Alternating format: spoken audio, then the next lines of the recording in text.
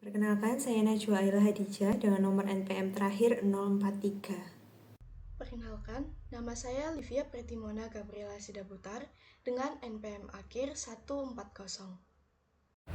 Assalamualaikum warahmatullahi wabarakatuh. Perkenalkan, nama saya Nabila Maulidia dengan NPM akhir 152. Perkenalkan, nama saya Rajwa Revalena Mustika Rustiaji dengan NPM akhir 373.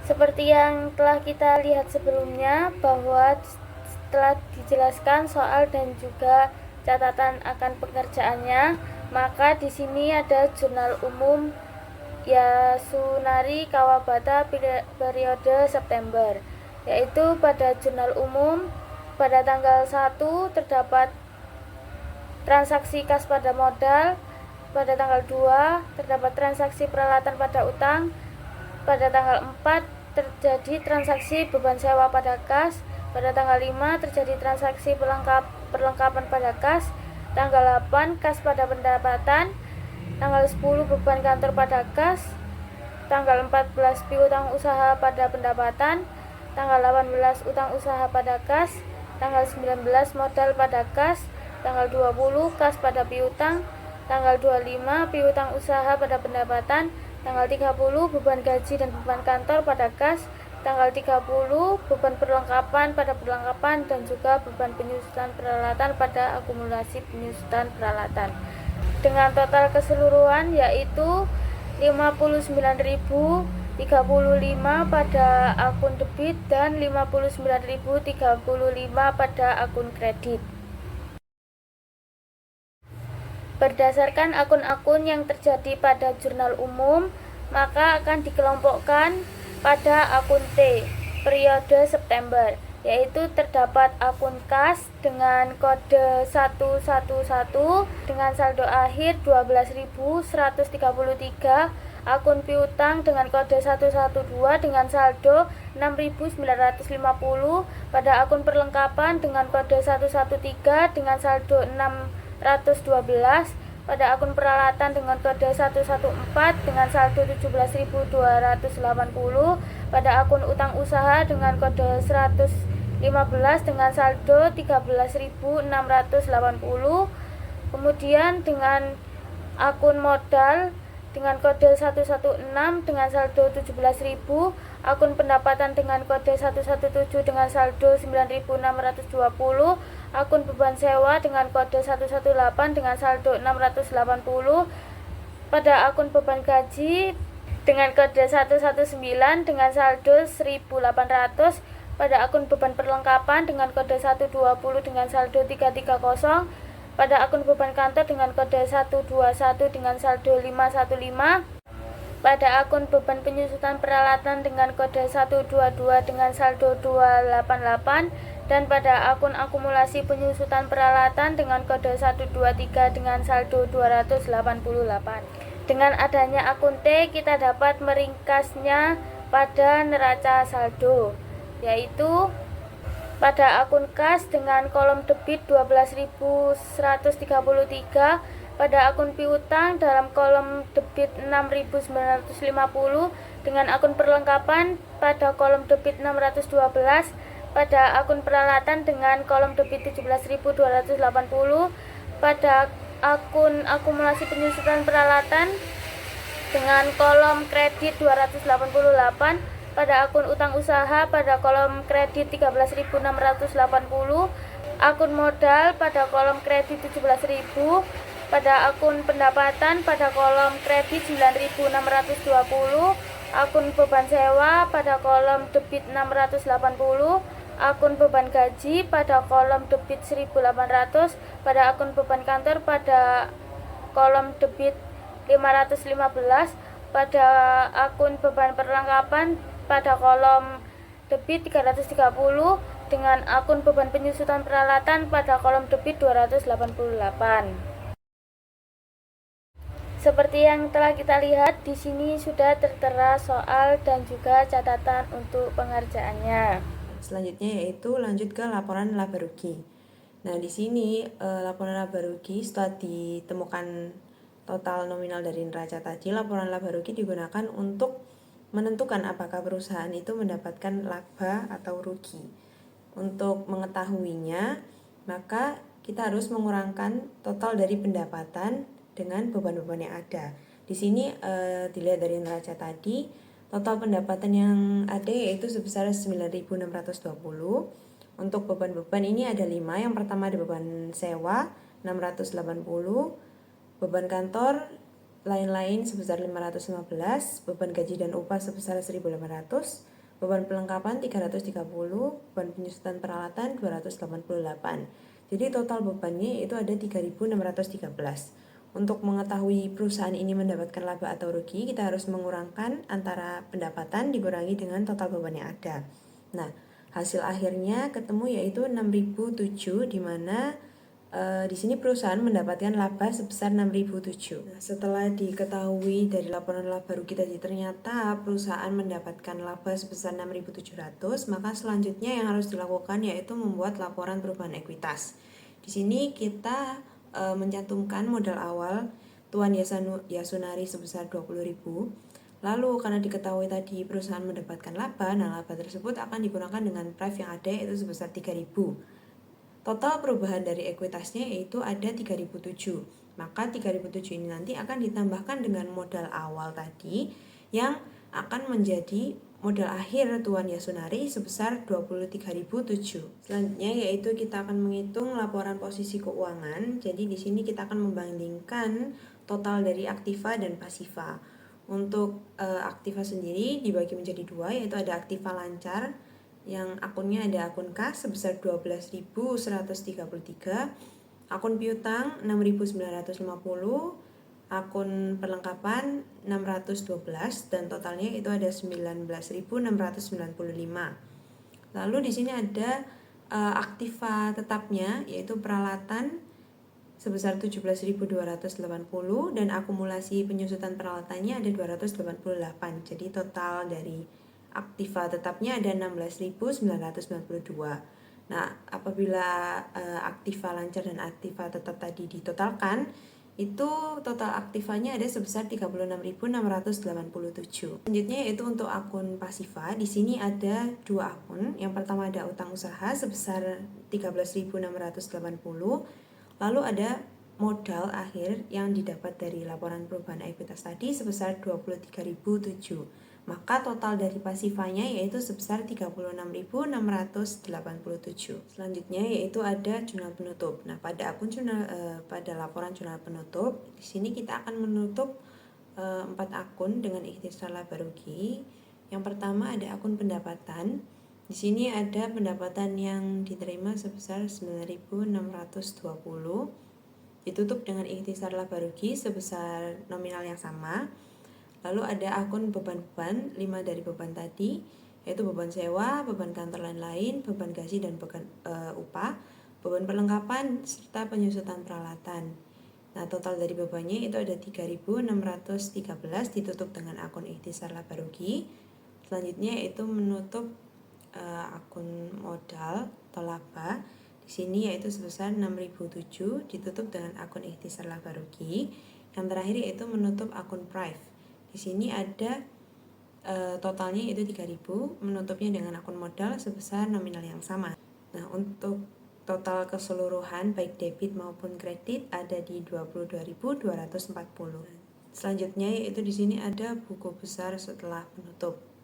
Jadi buku besar setelah penutup di sini ada semua akun yang ada dari buku besar itu nanti kita masukkan ke buku besar setelah penutup. Nah, akun-akun yang perlu ditutup itu ada beberapa akun seperti akun pendapatan, akun ikhtisar laba rugi, akun akun beban, ada akun prive serta akun modal. Itu nanti ada beberapa akun yang harus kita tutup. Yaitu di sini ada akun utang usaha, utang modal, ada akun pendapatan dan ikhtisar laba rugi. Jadi di sini seperti yang saya bilang sebelumnya yaitu untuk buku besar setelah penutup ini kita akan menutup akun-akun yang ada pada jurnal penutup atau istilahnya mengenolkan akun. Di sini ada akun modal yang kita tutup dengan nominal jurnal penutup 6.007 ini dengan hasil akhir atau nominal yang tersisa sebesar 23.007. Lalu untuk akun pendapatan kita juga tutup dengan nominal yang ada pada jurnal penutup sebesar 9.620. Totalnya ada 0. Ikhtisar laba rugi juga sama, kita tutup dengan semua akun yang ada pada jurnal penutup. Yang terakhir yaitu di sini ada akun beban-beban. Terdapat 5 akun beban yang ada, mulai dari beban sewa, beban gaji, beban kantor, beban penyusutan, sampai beban perlengkapan itu nanti kita tutup semua dengan akun yang ada pada jurnal penutup. Jadi di sini tidak ada nominal pada akun beban yang tersisa, atau istilahnya akun beban ini nanti kita nolkan. Yang terakhir di sini ada neraca saldo setelah penutup. Di sini hanya akun real saja yang tercatat, yang dimana ada akun kas, akun piutang, akun perlengkapan, utang usaha, dan modal. Di sini ada akun kas sebesar 12.133 di sisi debit, ada akun piutang sebesar 6.950 di sisi debit juga. Akun perlengkapan juga sama di sisi debit dengan nominal 612. Yang terakhir ada akun peralatan di sisi debit dengan nominal 16.992. Jadi total dari di debitnya itu ada 36.687. Lalu untuk selanjutnya ada utang usaha, nominalnya ada 13.680 di sisi kredit, dan yang terakhir ada modal dengan nominal 23.007 di sisi kredit juga. Jadi total dari kreditnya yaitu sama dengan debit sebesar 36.687. Selanjutnya, pada soal P3.4 akan dibahas tentang laporan keuangan, penyesuaian, dan juga jurnal penutup dengan neraca saldo Bellamy Fashion Center yang sudah mencantumkan akun-akun berikut pada tanggal 30 November yang merupakan akhir tahun fiskal perusahaan. Di sini sudah tertera neraca saldo dari perusahaan Bellamy Fashion Center, juga sudah tertera data penyesuaiannya dan juga data-data lainnya. Selanjutnya pada bagian pertama dapat kita lihat yaitu adjusting entries atau jurnal penyesuaian. Berdasarkan data penyesuaian, maka dapat ditentukan jurnal penyesuaiannya sebagai berikut. Yang pertama, perlengkapan yang masih tersisa di tangan sebesar 1.500 euro. Pada neraca saldo, perlengkapan yang tersisa sebesar 5.500 euro. Sedangkan pada akhir periode, perlengkapan yang tersisa sebesar 1.500 euro. Sehingga perlengkapan yang sudah menjadi beban yaitu sebesar 4.000 euro. Maka dapat kita simpulkan ayat jurnal penyesuaiannya dapat dituliskan sebagai beban perlengkapan pada perlengkapan sebesar 4.000 euro. Yang kedua yaitu penyusutan peralatan sebesar 15.000 euro. Dengan adanya penyusutan peralatan ini, dapat dibuat AJP-nya sebagai beban penyusutan peralatan pada akumulasi penyusutan peralatan sebesar 15.000 euro. Yang ketiga yaitu bunga sebesar 11.000 euro masih harus dibayarkan atas wesel per 30 November. Maka dapat dibuat AJP-nya yaitu beban bunga pada utang bunga sebesar 11.000 euro. Yang kedua yaitu adjusted trial balance atau neraca saldo yang disesuaikan. Berikut adalah neraca saldo yang disesuaikan per 30 November 2022 setelah dilakukan jurnal penyesuaian.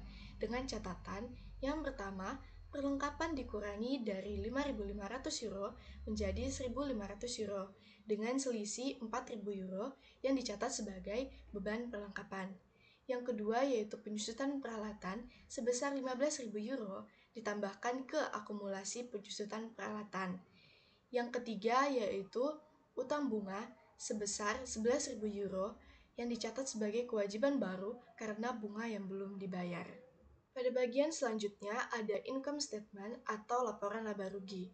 Berikut adalah laporan laba rugi dari Bellamy Fashion Center per tanggal 30 November 2022. Yang pertama itu kita menghitung pendapatan bersih. Pendapatan bersih ini diperoleh dari pendapatan penjualan dikurangi dengan retro dan potongan penjualan. Pengurangan ini menghasilkan pendapatan bersih sebesar 753.000 euro. Kemudian, pendapatan bersih tersebut akan dikurangi dengan harga pokok penjualan untuk menghasilkan laba kotor sebesar 257.600 euro. Selanjutnya, seluruh beban yang ada dijumlahkan, baik itu berupa beban operasional maupun beban lain-lain. Nah, laba kotor yang tadi kemudian dikurangi dengan total semua beban yang ada. Karena total beban lebih besar dari laba kotor, maka pada laporan laba rugi ini akan menghasilkan rugi bersih atau net loss sebesar 5.600 euro. Selanjutnya yaitu return earning statement atau laporan laba ditahan. Nah, berikut ini merupakan laporan laba ditahan untuk periode yang berakhir pada 30 November 2022. Laporan ini menunjukkan perubahan saldo laba ditahan akibat kinerja keuangan oleh perusahaan selama periode berjalan. Yang pertama dapat kita lihat saldo laba ditahan awal yang berasal dari neraca saldo sebelum penyesuaian, yaitu berjumlah sebesar 8.000 euro. Nah, karena perusahaan mengalami rugi bersih sebesar 5.600 euro, jumlah kerugian bersih tersebut dikurangi dari saldo laba ditahan awal, yang menghasilkan saldo laba ditahan akhir sebesar 2.400 euro. Jadi, pada periode ini, perusahaan memiliki saldo laba ditahan akhir sebesar 2.400 euro. Saya akan menjelaskan Statement of Financial Position atau laporan posisi keuangan. Di laporan posisi keuangan itu ada aset, ekuitas, dan liabilitas. Dan di aset ada peralatan sebesar 133.000 euro. Nah, peralatan itu mengalami penyusutan. Nah, nama akunnya akumulasi penyusutan pada peralatan sebesar 39.000 euro. Nah, 133.000 euro dikurangin 39.000 euro hasilnya 94.000 euro. Setelah ada perlengkapan sebesar 1.500 euro. Ada persediaan sebesar 45.000 euro. Ada piutang usaha sebesar 33.700 euro dan ada kas sebesar 28.700 euro. Total dari aset yaitu 202.900 euro. Nah, ada ekuitas.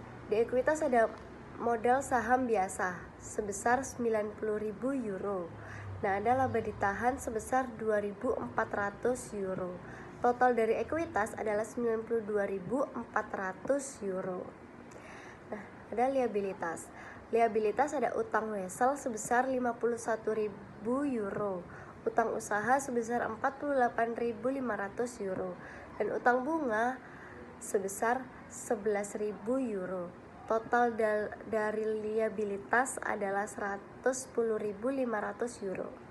Total dari ekuitas dan liabilitas adalah 92.400 ditambah 110.500 euro, hasilnya 202.900 euro.